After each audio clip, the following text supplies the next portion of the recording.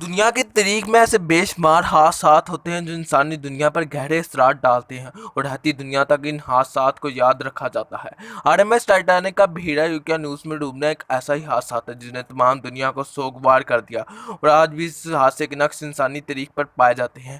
Are M S Titanic ایک برطانوی بحری جہاز تھا جو کہ وائٹ سٹار لائن کے ذریعے چلتا تھا۔ 14 اپریل 1912 کو نیو یارک کے شہر سے چلنے والا یہ مسافری بحری جہاز ایک برفانی تودے سے ٹکرانے کے بعد بحیرہ یوکیانوس میں ڈوب گیا۔ 2224 مسافر اور عملے کے نقار 900 تھے، جن میں سے 1500 کی زائد کی موت ہوگی۔ جہاز میں موجود لائف بوٹ اگر اپنی پوری صلاحیت کا بھی استعمال کرتے تو مسافر اس میں سے ایک تہائی بھی نہیں ریسکیو ہو سکتے تھے۔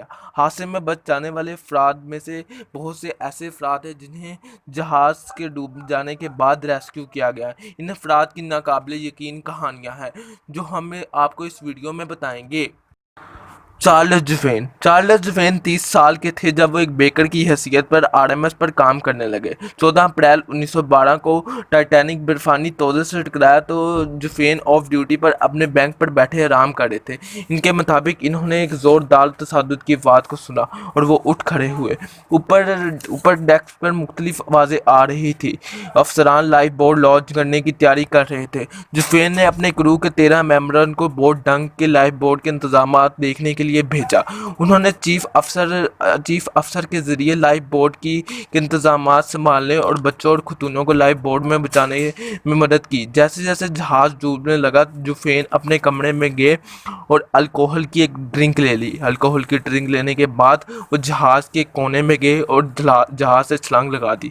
جہاز سے چھلانگ لگانے کے بعد وہ کئی گھنٹے اس ٹھنڈے پانی میں رہے۔ چونکہ انہوں نے شراب پی ہی تھی، ان کے جسم میں ریزسٹنس رہی اور وہ زندہ رہے۔ واپس آنے میں ایک لائف بوٹ نے انہیں ریسکیو کر لیا اور اس طرح وہ اس حادثے میں بچ جانے والے ایک خوش نصیب کریو ممبر تھے۔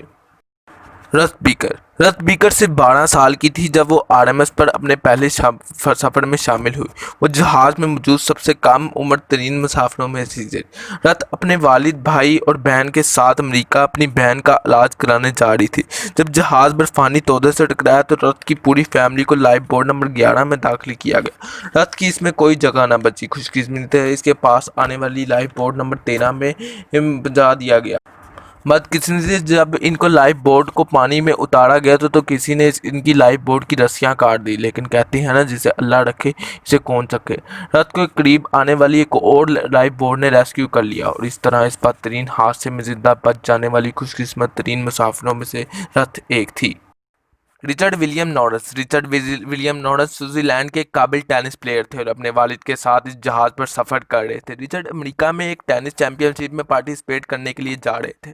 جب جہاز سمندر میں ڈوبا تو رچرڈ اور ان کے والد تیرنے پر مجبور ہو گئے۔ بدقسمتی سے ان کے والد کو پانی میں ڈوبتے ہوئے جہاز کی چمنی نے کچل دیا، جبکہ رچرڈ نے گہرے ایک تختے کو تھام لیا اور پھر انہیں ریسکیو کر لیا گیا۔ اس حادثے میں انہیں کئی چوٹیں پہنچنے کے باوجود بھی رچرڈ نے 1914 کو سنگل چیمپئن شپ کے ٹینس میں حصہ لیا، جبکہ 1924 میں اولمپکس میں گولڈ میڈل حاصل کیا۔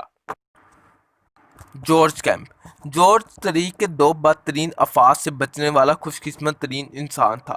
آر ایم ایس کے دو جہاز لوسٹین اور ٹائٹینک سے ڈوبتے وقت جارج جہاز پر موجود تھا اور خوش قسمتی سے یہ دونوں حادثوں میں بال بچ گیا۔